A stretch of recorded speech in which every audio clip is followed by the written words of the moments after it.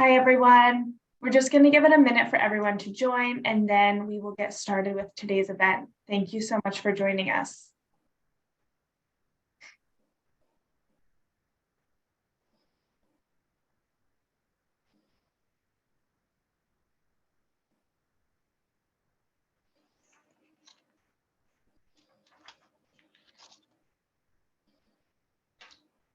Okay, we'll go ahead and get started. Good afternoon, everyone. Thank you for joining us for our Victim Rights Month 2023 kickoff event, Supporting Survivors' Voices, Building Individual and Organizational Capacity to Affect Change. My name is Charlotte Hoff. My pronouns are she, her, and I'm the Communications and Training Specialist here at MOVA. I'm just going to go over some logistics before we get started. This is a Zoom webinar, so you cannot be seen or heard as audience members. If you have any questions for Representative Higgins during this session, please use the Q&A function to ask them. We have some questions you all pre-submitted with your registrations, and we will get to questions from the Q&A if there is time at the end. We do have ASL interpretation and cart captioning available during today's session. To see the closed captions, go to the bottom of the screen. Click on the up arrow next to closed caption and choose show subtitle. If you are having trouble seeing the ASL interpreters or closed captions or have any other tech issues today, please use the chat function to message all panelists and we will happily assist you. I'm now going to pass it over to MOVA's Executive Director, Liam Lowney, to introduce our speakers for today. Thanks, Charlotte. Hi, everybody. Happy Monday, happy spring. It's a beautiful day. It's finally April. I feel like we're out of the winter doldrums. Wonderful to see so many familiar names on the side, although I don't get to see your faces. It's great to be with you, and thanks for joining us on our first webinar and for kicking off Victim Rights Month for 2023. We're thrilled to have Representative Natalie Higgins with us today and Wendy Aguilar, and in a moment, I'll introduce them a little bit more and tell you a little bit about them. But I wanted to just kind of, as we kick off Victim Rights Month and talk about, it's this one opportunity where we can raise awareness around the rights of all crime victims and survivors and the right to be informed, present, and heard. It's very telling that this year's national theme is actually Survivor Voices, Elevate, Engage, and Affect Change. I think we all know from our work, whether it's at policy level, whether it's in schools or with the youth, anytime we can engage survivors into the conversation, our solutions are better. They're better for survivors, and frankly, they're better for our community and our world, I think. And so I love our theme. And at MOVA, Survivor Voices and the elevation of survivor voices is a central part of our work. We try very hard to have our work be survivor informed and try very hard to seek opportunities to create platforms where survivors can speak for themselves. We think it's really important that as an agency, we don't speak for people, but instead give them opportunities to speak themselves and access to speak. So with that in mind, today's conversation with Representative Natalie Higgins and Wendy will follow that theme. Representative Higgins is a survivor herself and has worked tirelessly in the legislature to amplify survivor voices and advance the rights of crime victims and survivors. Anyone who's worked with Representative Higgins knows that to be true. She is the representative for the 4th Worcester District, a lifelong Leominster resident, attorney, former rape crisis counselor. So for those of you in the field, she knows how hard you work and how important your work is. Two, she is the former executive director of the Public Higher Education Network of Massachusetts, and she's serving her 4th term in the Massachusetts state legislature. She, importantly for our conversation today, also co-chairs the Sexual Violence Working Group of the Massachusetts Caucus of Women Legislators. But most recently, especially for all of you, those of you who've been following our advocacy around the VOCA Bridge, trying to identify funding to support the very services that many of you provide from the state legislature. I can't go without acknowledging Representative Higgins as leading that effort and working with her colleagues in the House to lead that effort. And we are eternally grateful to you, Representative, for your work on that and the successful outcome of so far $40 million that is so needed to support survivors. And I know we'll continue to work with you to find the additional funding we need to keep services whole in Massachusetts, because as we all know, the need isn't going away. Our moderator today is going to be Wendy Aguilar.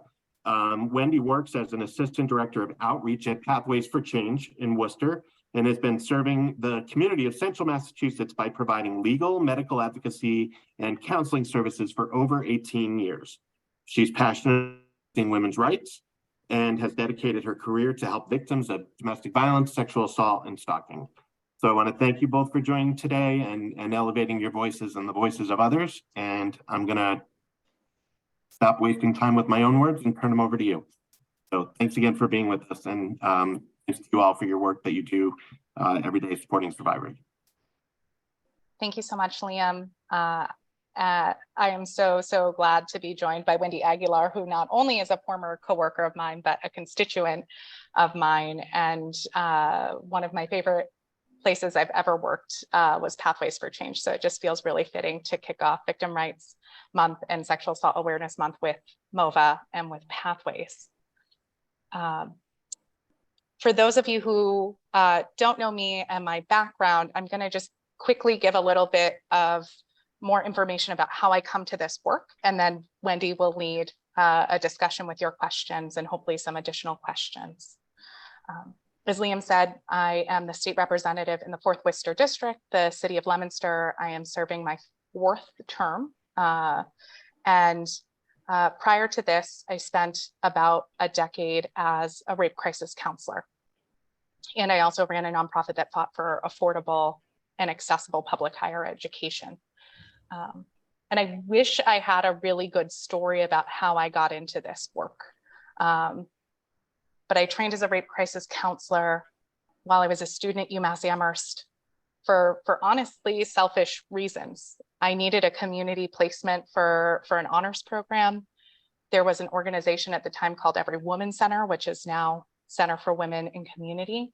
And being a hotline counselor seemed like a really interesting role and some good skills to develop. And I wasn't prepared for when I finished the 80 hours of training to be a state certified rape crisis counselor, how many of my friends and family would then disclose their own sexual abuse to me because they knew I was a safe person to share that with. They knew that I would believe them. And they were pretty sure I knew how to support them. And so I am forever grateful for that opportunity I had to get trained as a rape crisis counselor while I was a student at UMass. And I found work that I loved, and I found work that I was pretty good at. And when I graduated from UMass, I was looking for kind of what my next step would be. I started volunteering at Pathways for Change in Worcester County. And I understand how vital that funding is for all of your organizations, for those of you who work with survivor serving organizations, because I came into the rape crisis world in 2009, when so many of our rape crisis centers had their budgets slashed because of the Great Recession. And so I saw just how challenging it was for these organizations to continue to support survivors and their loved ones. And I saw the great work that our rape crisis centers and domestic violence centers and other survivor serving organizations do every day, and especially how much they rely on volunteers. And I was lucky enough to be given a chance to be the full-time teen counselor. I think not everyone at Pathways for Change was sold that I would be a great candidate because I was pretty young. I was 21 and right out of college, but I had the opportunity to work right next door to Wendy Aguilar and learn from one of the best. and support teen survivors of sexual violence, as well as go in and do prevention education in cities and towns all across central Massachusetts. And I saw a lot of gaps in the legal system, and where my teen survivors weren't getting a place to heal or a place to find closure. And I went to law school trying to figure out, how do we make these laws work better? How do we make sure that they're actually protecting our community? After 3 years of law school, I left pretty sure that we had a lot of the strongest laws here in Massachusetts, but still not the buy-in from our community to enforce those laws. And that we treat, especially like sexual and domestic violence, in a different way than we treat other crimes. And we see that in the lower reporting rates. And so for the last 7 years, we've been working on how to lift up sexual violence, particularly within the Massachusetts legislature, how to end a backlog of untested sexual assault evidence kits. That was a lot harder of a fight than I was prepared for. And we're continuing that fight because it just seems to be a ball of yarn that keeps unraveling of more and more gaps in our current laws. I'm really grateful to get to be able to do this work. And for those of you who follow the legislative process closely, the Massachusetts legislature is a slow and deliberative body, and that can be really frustrating. But there's 200 voices, 160 representatives, and 40 senators that we've got to convince that our solution is the right solution, or that the problem actually exists and is impacting our communities. And so this is where personal stories are the most powerful way to create change. We can have all the data, all of the right information, the best written law. If we don't have those personal stories of how it's impacting people all across Massachusetts, it's just not going to rise to the top of what needs to get done and create that sense of urgency. So I'm really looking forward to this discussion. I saw the questions, they are so great. And so I really want to get to the questions, and I'm happy to kind of bring in some more experiences from my work as we get to the questions. Wendy, I'm going to kick it over to you. Okay, thank you for having me here today. I'm very honored to be here, especially interviewing you, Natalie, because like you said, we used to share office space, and I just want to add this quickly that I think you didn't mention. So not only you are a really, really big champion in this ending sexual violence and domestic violence, but you also are one of the people that I know so far, since day one, you had the passion and the same love as always. Like, you never change that, and that's why I'm so grateful that I'm here with you, because I really respect you, and I really think that you are making a huge, huge difference in survivors' life.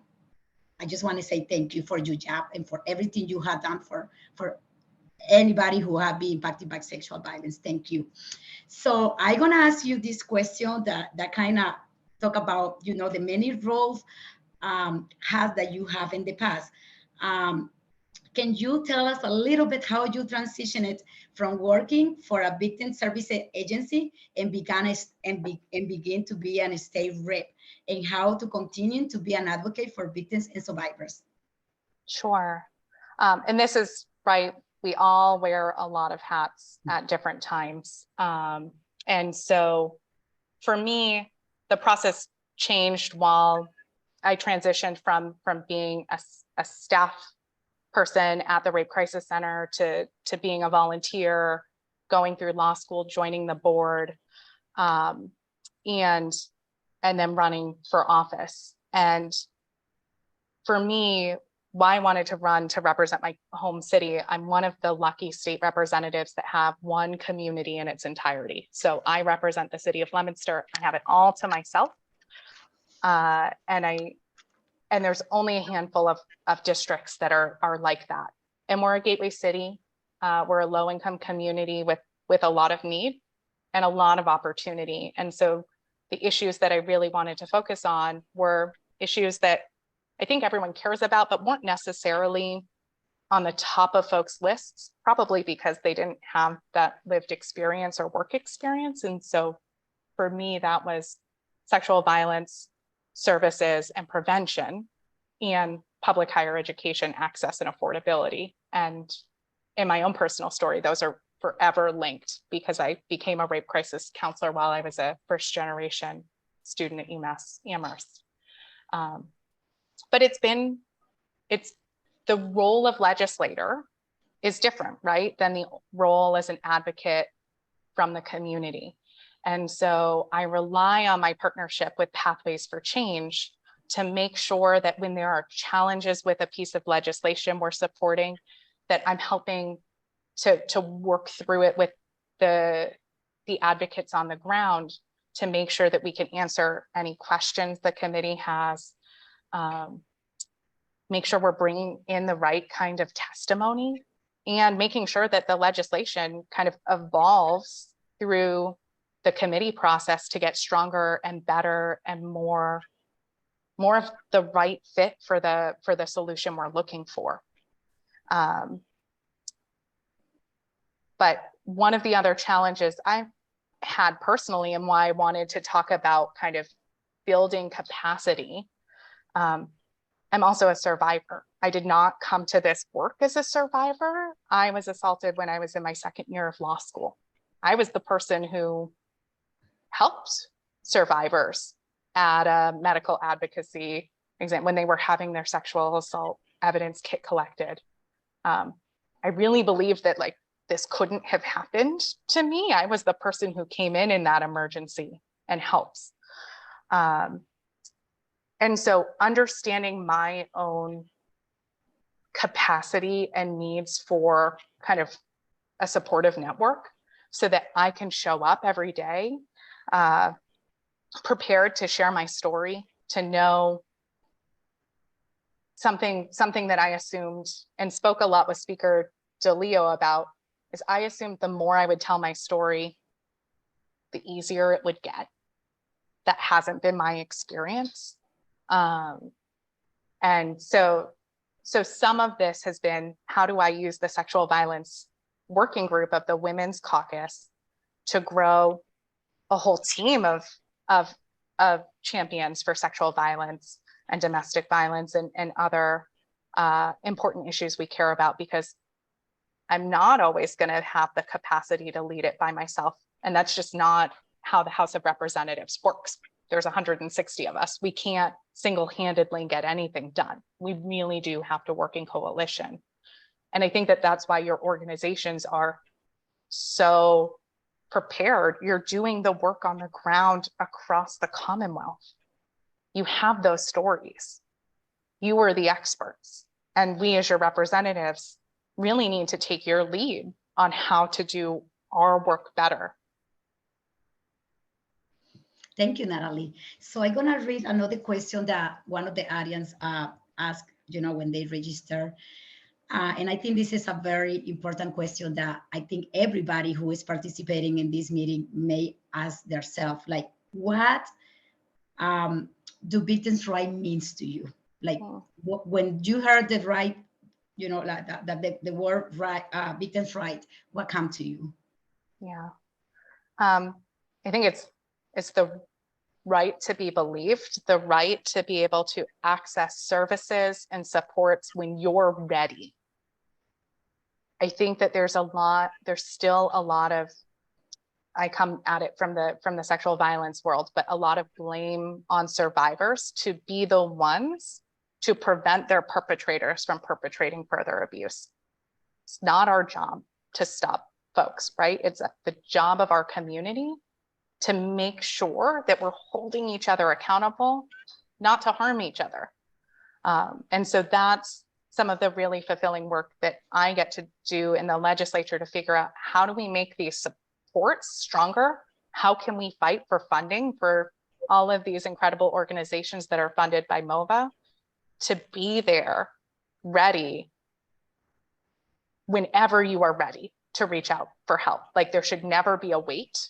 There should never be a waiting list, and folks should be trained and experts and ready to support you through healing through that trauma.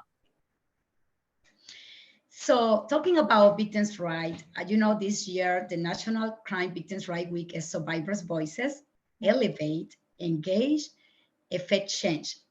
How do you feel this theme is important and valuable, particularly in today's world?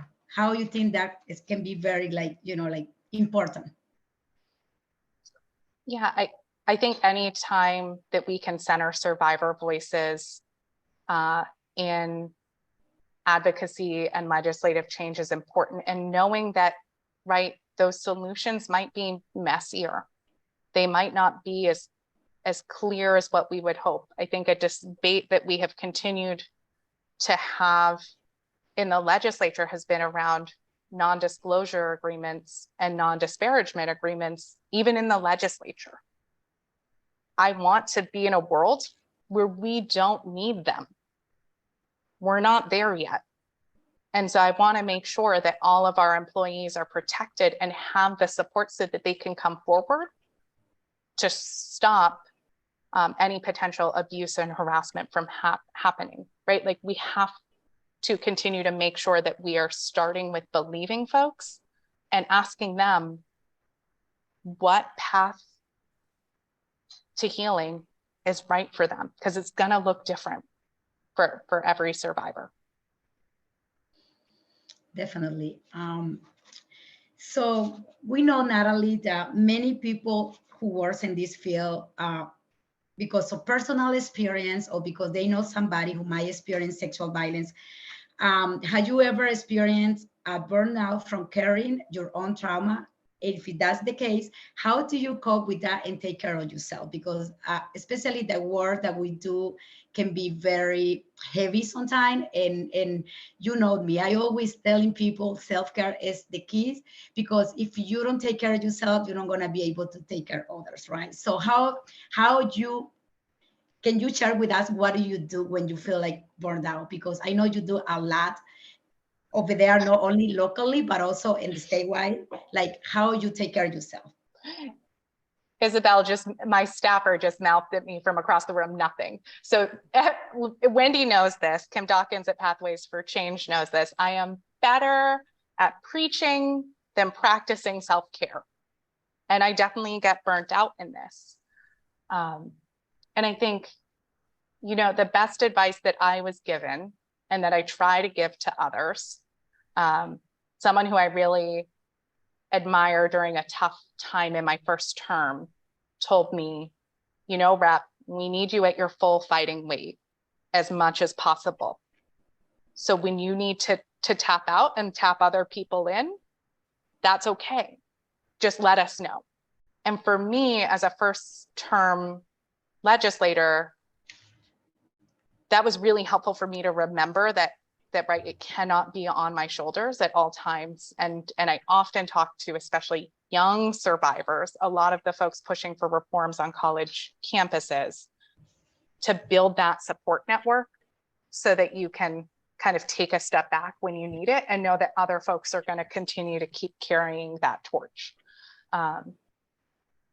Figuring out what those things are that recharge you, it's hard. We're all in a world where we burn the candle at both ends, and we're kind of running on fumes. So I think trying to make sure you're carving out time with the people, if you're lucky enough to have people who kind of help recharge you and re-energize you, making sure that you're creating time for that. Yeah, definitely. Natalie, I have a question here in the chat. I'm going to read it to you. Mm-hmm. Somebody's asking, how do you respond to survivors who don't want to go forward? In other words, they want to stay, quiet. They don't want to do anything about it. So how we can respond or how we can support them? Yeah, I mean, we just have to respect that whatever the healing process is for survivors, and it can change over time, we just got to be there to sit with them through that and ask and take their lead of what they need. I am someone who got to share my very first speech on the House floor was for in support of the rape kit tracking legislation, making sure that sexual assault evidence kits that were not reported to law enforcement were going to be protected and held for the statute of limitations, right? Something we would just assume would happen, but wasn't happening. And it gave survivors that extra peace of mind to know their evidence was being held and taken seriously for when they were ready, if they ever were ready to file a report to law enforcement. That was my very first speech to my colleagues, to share that I did not report my assault to law enforcement, but had a sexual assault evidence kit collected. And that was my decision. And I stand by that. Does it come with guilt? Sometimes, for sure. I'm in therapy. I think all folks should be in therapy. That's not just for someone who's been through extreme trauma. I think it makes all of us more functioning and more successful in whatever work we love. But I think for survivors who aren't ready and are never ready, that is their decision, and we support them in that. And something that also, Natalie, we need to keep in mind is that everybody's different, right? Mm-hmm. Like for some people, they're ready when they're ready, and some people, they take their time. And I think the best thing we can do as a counselors or as a service providers, or even as a significant other, is just be there, listen to them, first of all, believe them. And then just be there and, let it, because they need to take care of themselves first, and then when they're ready, they're gonna come back to you and they're gonna say, okay, now I need help, how I can do this. And that's why it's so important to respect everybody where they are, because everybody can move differently in this healing, And it may never be a legal solution, right?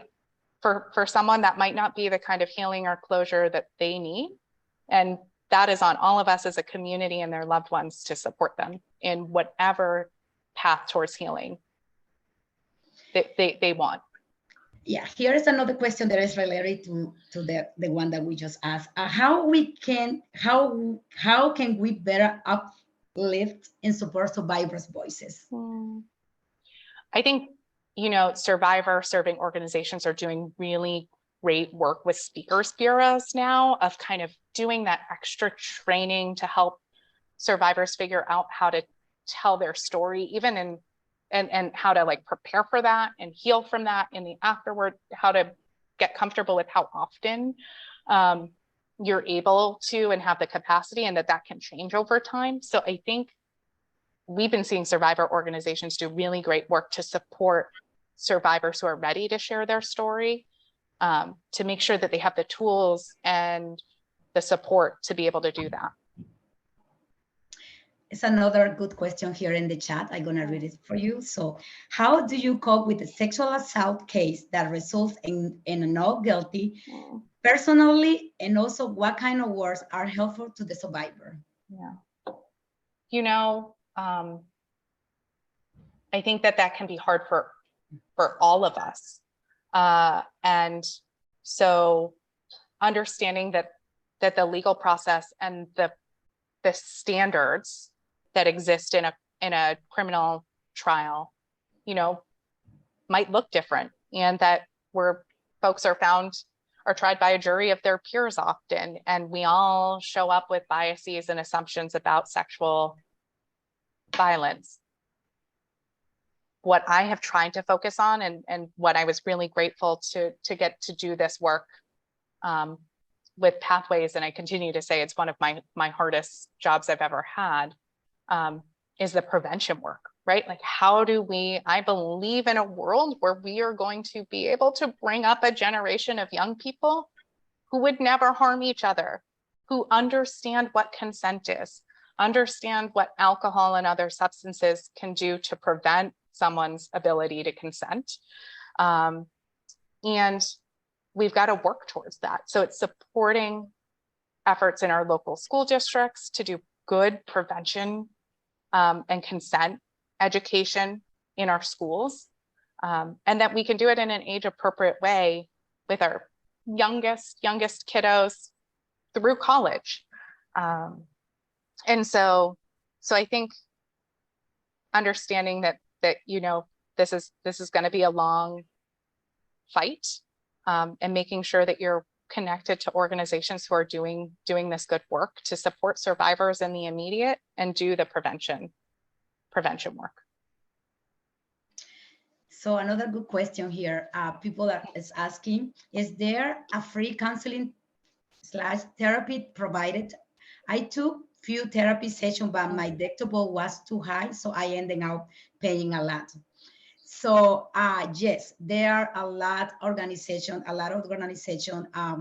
that they can, depending where you are located. Pathway for Change, for example, is the local rape crisis center for North Central Massachusetts. Our services are free and confidential. You never have to pay any money to us in order to get services from us. And also is another organization, like if it's a domestic violence, the YWCA, BAR, the Boston Rape Crisis Center is another one. And you can go to the Google and you just put rape crisis center around you, and it's gonna pop all the rape crisis center. I think it's 5 of them in Massachusetts. So if you are located in Massachusetts, definitely you can find those counseling for free, counsel essential for free. All of the rape crisis center, mostly they don't charge for those services. Yeah. And one of the other things I just want to highlight, Wendy, that was kind of a silver lining to my experience was qualifying for victim compensation.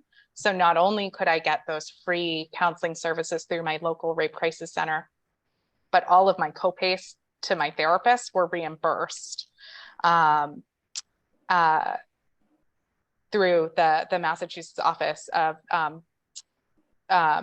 Victims Compensation. And so that is another tool that a lot of folks don't know. There's some barriers around accessing it, some time limits on applying that we're looking into to try to make sure that it can be more expansive and meet folks, like we said, where they're at. They may not be interested in it in the immediate aftermath of a violent crime, but maybe a little later, and we want to make sure that they're not foreclosed from being able to access. I also saw in the chat that Kim Dawkins, the Rape Crisis Center director for our area, said there are 17 rape crisis centers across the Commonwealth. Oh yeah, okay. Yeah, so thank you, Natalie. I also have another question here that it was sent to us prior to this meeting. What advice or guidance would you give people to effect change, both individually and collectively? So as concerned residents, get to know your state representative and your state senator if you're looking at solutions on the state level. If you're looking at solutions at your local level, it's getting to know your city councilors and your school committee members, getting to know your members of Congress. We have a pretty amazing federal delegation that's fighting so many good fights. Legislators, we're kind of jack of all trades, master of very few. We have our own personal experiences, but we are not experts in the 6,500 bills that come across our desk in a given session. So we really rely on our constituents, whether they're individual residents or representing an organization doing good work in our communities. We rely on you to reach out and make sure that these bills are doing exactly what they intended to do. Or if there's a gap in the law that you know about and you want to make sure we're addressing, give us ideas. Some of my favorite legislation to work on came from Leominster residents. I just gonna make some clarification here because I know I make a mistake. I say 5 rape crisis center because I was thinking about the collaboration agency that we work with. But definitely, if you go to Massachusetts Department of Health, they're gonna give you a list of the whole, rape crisis center and whole the Commonwealth. So yes, I just want to make it clear that I don't want people to get the wrong information, And also they say that that was my mistake. It's not MOVA that oversees victims compensation, it's the Attorney General's office. So thank you for clarifying that. All right, I'm gonna go through with another question that I think is important to ask you, Natalie. So how do you amplify the needs of survivors to your colleagues and the legislature amongst all the other issues in Massachusetts that residents face at this moment? And what challenge have you run into? So first and foremost, I'm grateful the Women's Caucus has made it a priority to have a sexual violence working group or task force, because this is a way that we can kind of connect with, we've really focused on connecting with survivor serving organizations to help answer questions, be a resource, check in on them for a pulse of what's going on and what we should be focusing on, but also encourage and support connections with their representatives and senators. We lift up Sexual Assault Awareness Month this week. On Wednesday is Start by Believing Day, which is a first time we're going to be honoring that and lifting that up through the state legislature. At the end of the month is Denim Day, and Denim Day happens to fall during the House budget debate. So all of our colleagues are in the building, all of our staff are in the building, and I'm really grateful for the Women's Caucus for hearing me out as a brand new state legislator, thinking that Denim Day could be a really powerful learning opportunity for all of our colleagues about the way that we continue to blame victims for sexual violence in our communities, and highlight the need for more services in our communities. Wow, we have a good question here. I have another one here. They asking, how can we service providers, survivors, allies, make the legislature a more survivor-centered, survivor-informed body?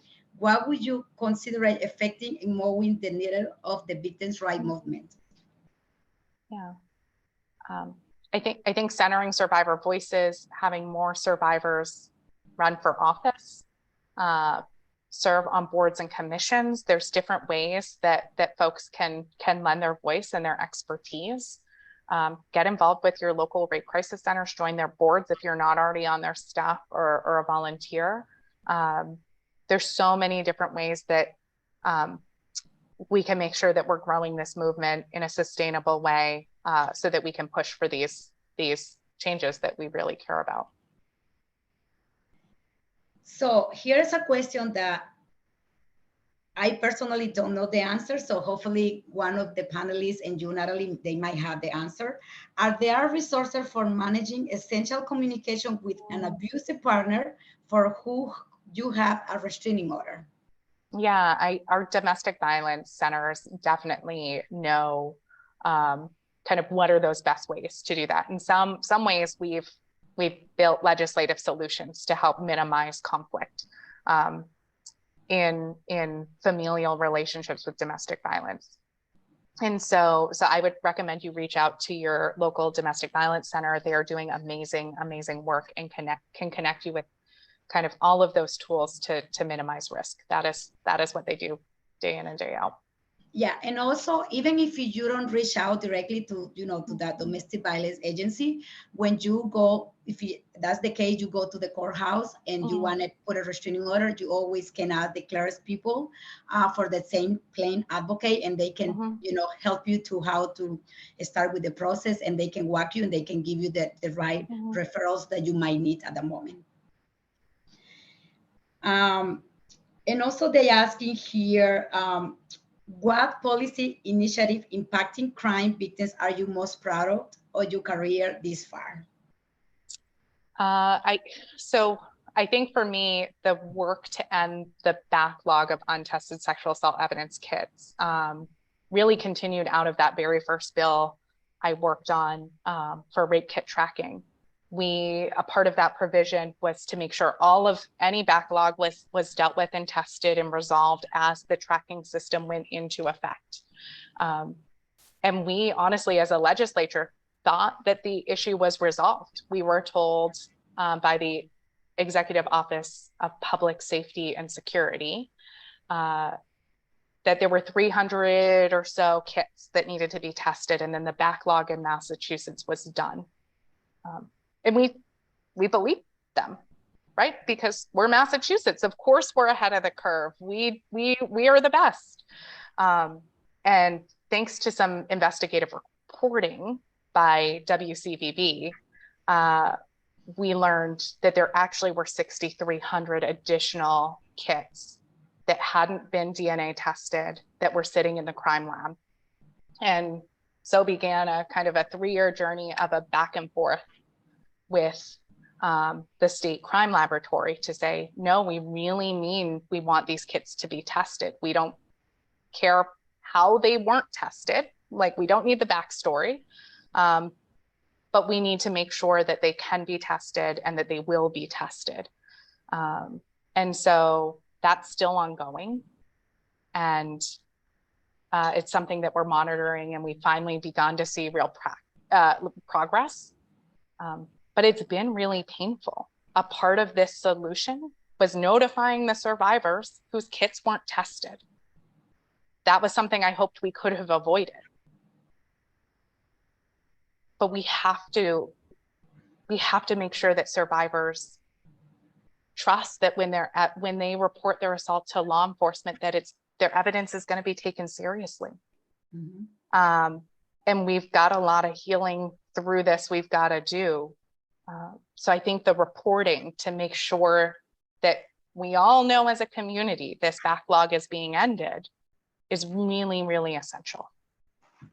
But it's talk about burnout. This one has been one that has hurt my heart in ways that I could not understand. I've had to have really tough conversations with folks who I just assumed understood how hard it was for a survivor in the immediate aftermath of an assault to have a rape kit collected, that they would do everything in their power to test that kit fully and seek justice for that survivor, right? I have dreams of supporting survivors who aren't ready to report their assault to law enforcement. Could we test those kits so that when they are ready, it is ready to go? That evidence is just ready for them. We can't even begin to have that discussion until we deal with the backlog. I just want to mention that Kinda can say thank you, Natalie, Natalie Higgins, for advocacy ending the rape kit backlog. So that's really, oh my God, I'm telling you, that's one of the best things that ever can happen to survivors. Like, for real, like I'm so happy for that. And also it's another good question here regarding immigration assistance. So that is sometimes survivors who are immigrants, sometimes they are scared to go forward or even to just make a phone call to the Rape Crisis Center because they believe that we collect names and personal information. And I just wanted to tell all the providers here, as a rape crisis counselor here at Pathway for Change, we don't require any information, personal information, and anybody can be seen by our counselors with no immigration status. So the question is there any immigration assistance provided for victims who are immigrants, like U-Visa? There are some really, really great legal services that specifically focus on U-Visas, other immigrants who are survivors of sexual and domestic violence.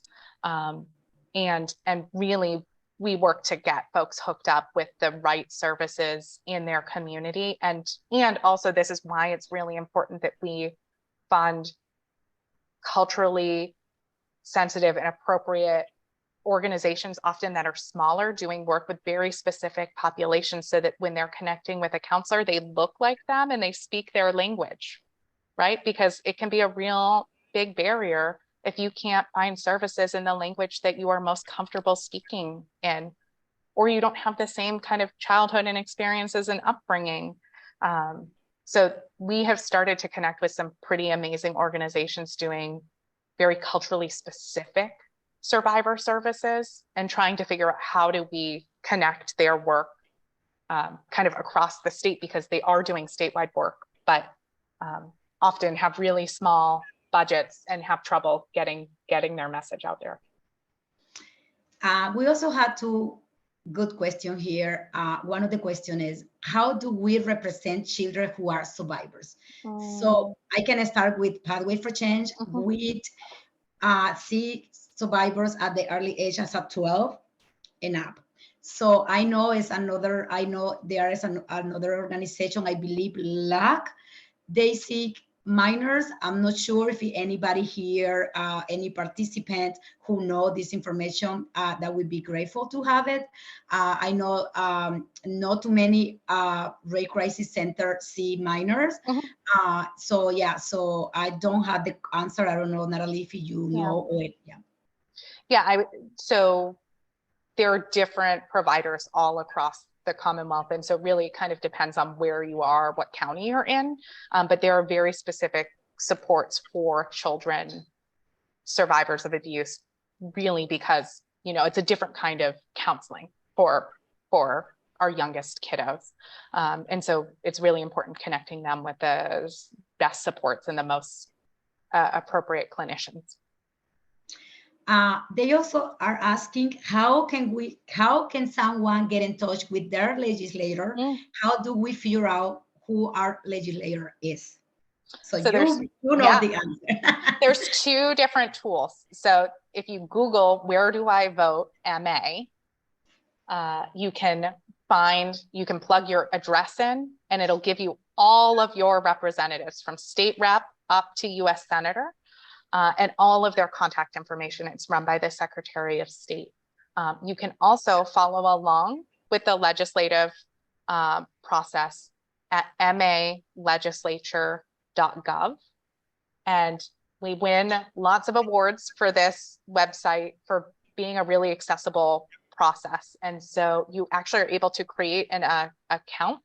And if you want to follow bills and their progress and weigh in, you can actually star a bill, track their progress, but you can also find out about your legislator, their background. Most of us have biographies on our website, so you can get to know us a little bit before you reach out to our offices. Another good question here. Is there any work being done to reform how the criminal court handles sexual assault cases centered around survivors with disability? Since those are extremely difficult to prosecute now. Yeah, so I have not had the opportunity to sit on the Judiciary Committee, but we are in good hands in Massachusetts with all of the bills that go in front of them. The other opportunity is, if you don't see a bill that is exactly the solution you're looking for, you still have the opportunity to weigh in with a committee and say, we call them friendly amendments, ways that you can make legislation stronger. And most committees, the bills don't look like what they started when they come out of committee. We often see kind of these omnibus bills. They're these big catch-all bills that take one topic area and kind of bring in the best pieces of a lot of different bills filed. I'm hoping we're going to see one around sexual and domestic violence this session coming out of the Judiciary Committee. So please, if you have ideas, reach out to your rep or senator. And if you just have a perspective on how to do a certain area of our legislation better, please reach out to the committee so that you can share your expertise with them. I just want to read one of the comments that I have here from Charlene. She wanted to thank you for sharing your story. That is never an easy story, and we appreciate your vulnerability. So she's very, she just want to say thank you for sharing with us your story. And I think somebody else has also said, Gina Giger and Neighborhood Health Assistant Children, so they can assist with children under the age. So yeah. Okay, Natalie, I have another question. And I know for sure you know this answer. Laws and rights are in place for survivors of domestic violence crime. And also, why does it take too long to have services put in place? Are there any steps survivors can take to speed up the process? Yeah. So we have strong laws around domestic violence in Massachusetts, but we can make them stronger. Some of the work that I have been working on with Jane Doe and other groups are reforms to the 209A restraining order law that add protections to survivors and their families, especially around kind of the statute of limitations, how long you have to be able to come forward and seek this. The ability to capture technological abuse. We have a whole lot more ways that we can document abusive relationships with the use of these cell phones and smartphones that we carry around with us all the time. And something called coercive control, right? The idea that before there is physical violence, that emotional abuse is equally harmful and should be enough to warrant a 209A restraining order. So those are some of the changes. Some of these things are already allowed, but they're not super clear in the law. And so we want to make sure that we're giving a little more direction to our courts that they can use these as qualifiers for protections for survivors. I also another thing that people can do if they want to, and I know this is not accessible to everyone, especially because financials, right? So, but I know hiring your own attorney also can be beneficial if you would like to,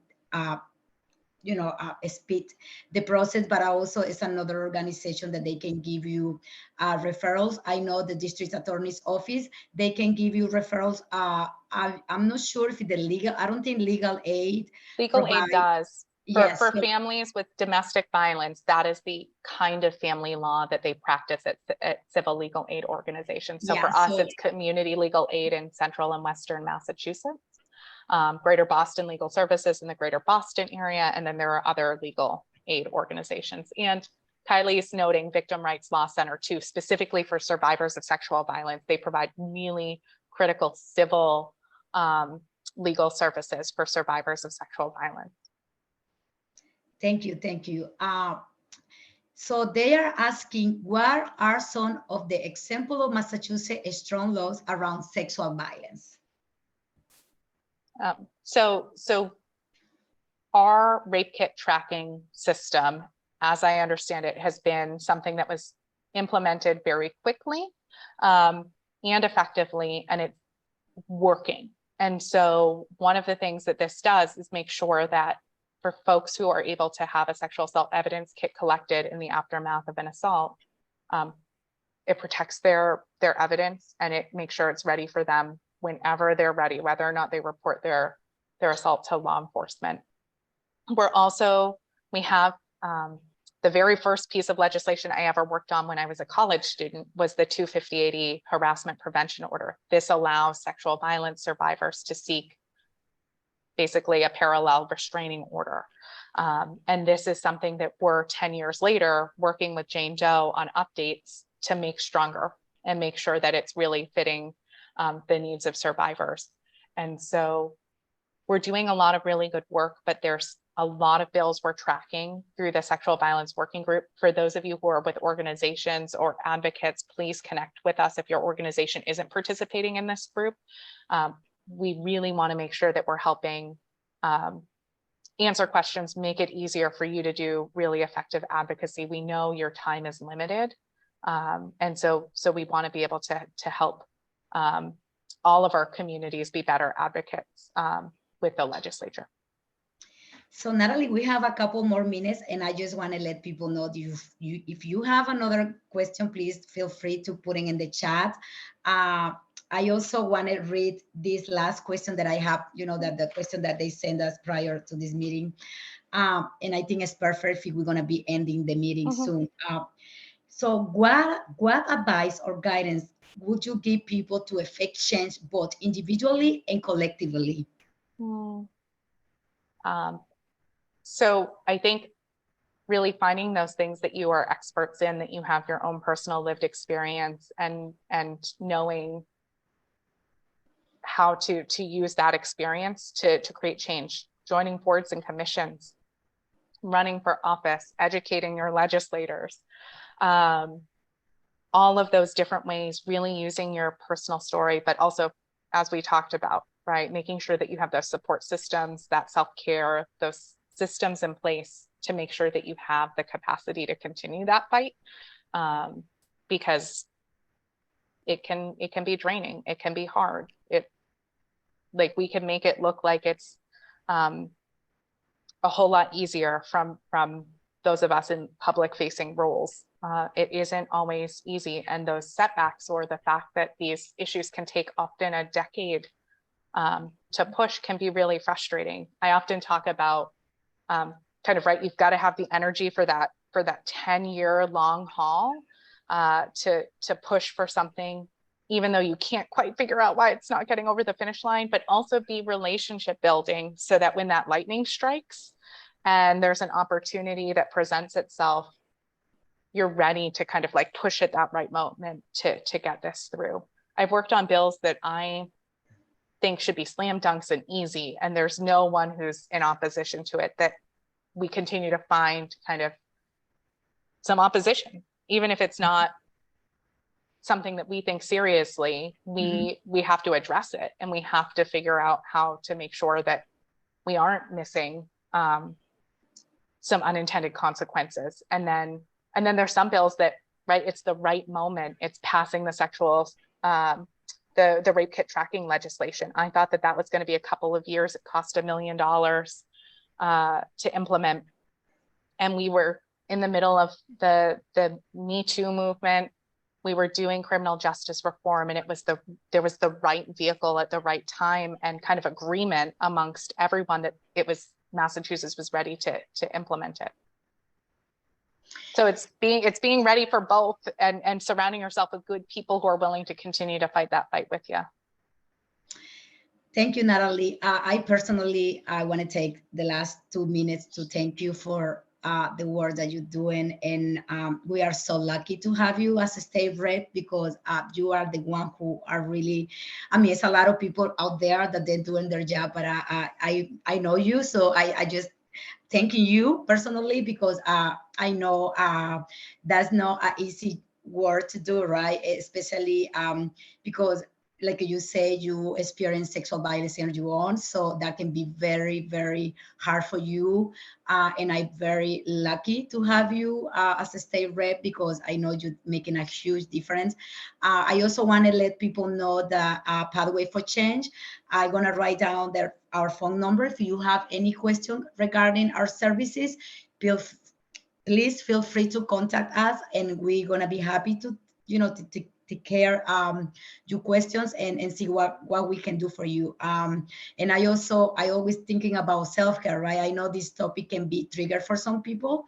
If you, after this meeting, some reason you need help, don't hesitate to call your local rape crisis center for, because I know talking about sexual violence and domestic violence sometimes can be very difficult. I just want to let people know that we are here for you if that's the case, that you need to talk to someone after.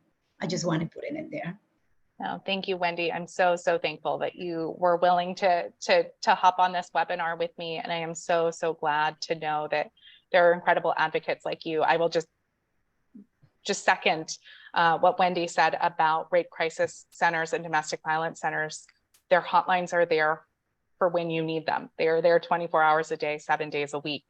And I know this from my counseling days, and I know this as someone who's a survivor, right? Like, it is better to be on the line with someone else if you're having a hard time coping, or need to just talk through some self-care tools. That's why those folks are there. That's why I was very happy to do the overnight shifts, and I'd rather be up with someone who was having trouble going to sleep than being worried that someone's not sleeping and not connecting with these amazing counselors who are there 24 hours a day.